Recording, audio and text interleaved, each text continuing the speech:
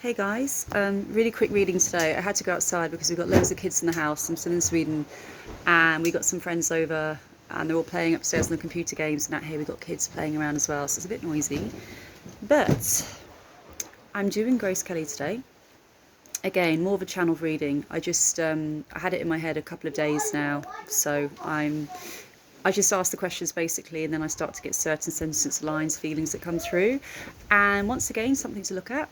I always pick a card for the person I'm reading for, and for me, it's the Queen of Cups when it comes to Grace, okay? Now, it's going to be very short, okay? So I'm happy to do a part two. Okay, these are some of the questions that I've been asked, right?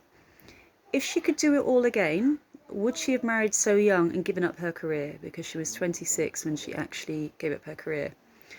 And she says here, yes, as my children will carry on my name and legacy, and they are all that is worth living for. The family is expanding too, and there may be another family member that will take my lead in the acting world and win awards that even I did not achieve, and they are waiting in the wings. Now, I don't know. I know she's got a big family with lots of grandchildren. I'm not sure if any of them are acting. I know one was a film director, but I don't think she's an actress. But waiting in the wings either means somebody that's waiting to step out for me, or I felt it was more going to be a child that's going to be born, is yet to be born, that's going to be a really well-known actress later on in life. And I wouldn't even go actress here. I would say a male coming in that could be an actor in years to come. But I do get massive awards like Oscars for this. So it's really weird. It was a very strong sense of somebody coming in that's yet to come in, that's going to carry on her legacy. So that's that question. How is it like to work with Hitchcock? Okay, this actually really interests me as well. And she says here, it was volatile. He had a way of teasing you and mocking you, but it always got the results he wanted. And it also led to adulation and praise. So it's almost like he would really tease and mock and literally, sorry, language, take the piss out of her.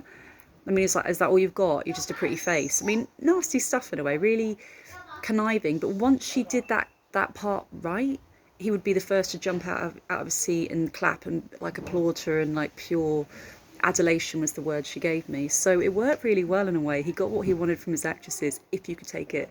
If you could take it, she said, if you could take it. Okay. And she also said, this is really funny, he was the best actor she knew, because the way he was so conniving and clever, and the way his mind worked, and the way he could just turn somebody into to giving an incredible performance, and the way he went about it, the way he acted himself to get what he wanted from his actors. She says he was the best actor she knew, which I thought was really interesting actually.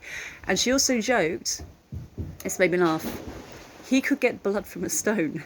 So he could get anything he wanted from them. Again, I keep hearing, if they were willing to stay.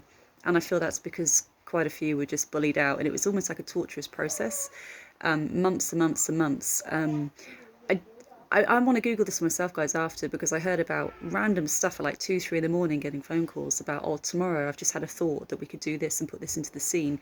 And it was almost like, I heard it could consume her. It was 24/7. It wasn't like she finished after a 10-hour day and it switched off after the studio. He would always be around. It would always be, she never got a break, but he got the best from her. That's what I heard. So that's actually really interesting. And also, he also knew she was more than just a pretty face. This is what she said, pretty face.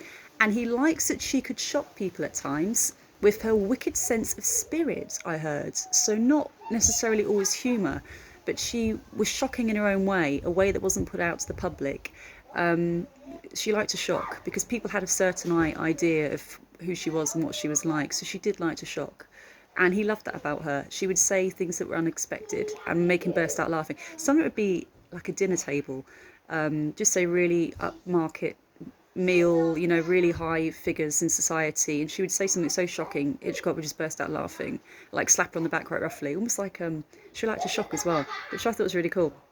Right, was her marriage to Prince Rainier planned? Because I read somewhere that her family were heavily involved in the marriage and about her getting married to him, because she was with somebody before, I think was the fashion designer, and he said she got the best role of her life by marrying Prince Rainier. So what I got here is she was really attracted to Prince Rainier, okay?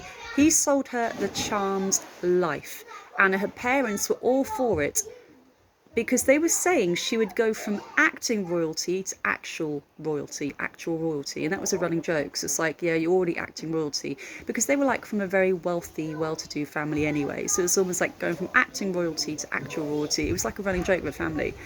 But after he wooed her, his attention died down. And once she was signed up, her words, so to speak, as his wife, the praise started to dwindle and she had second thoughts. But she was too embarrassed to walk away or even contemplate ending the marriage for the shame it would bring to her family and the public humiliation. So she did have second thoughts after.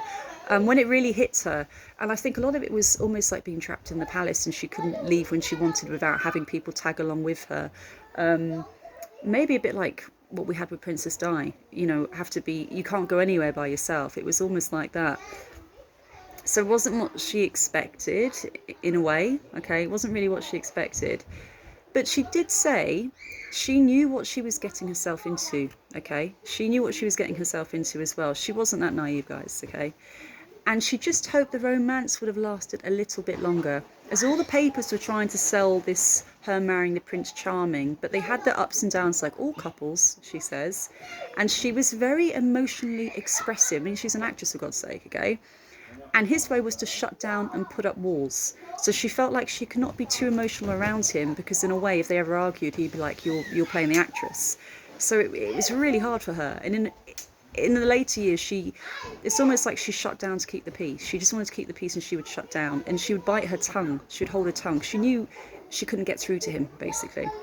She did say in their later years, they fell into stride with each other, okay? But that was only once she started to accept that she had given up her career and finally let go and accepted it. So the moment she realised, okay, my career's over, this is the only way it's going to go, I have to let go of it. The moment she accepted her career was finally over was when she actually started to find more happiness in her family life and more happiness of him. She was more settled, and he didn't feel like she wanted to escape and run off all the time, kind of thing. But yeah, she was unhappy for years in that respect about her career. You know what I mean? Of course. I think we all would be if you had to give up something you absolutely love. Okay. Last question I have, guys.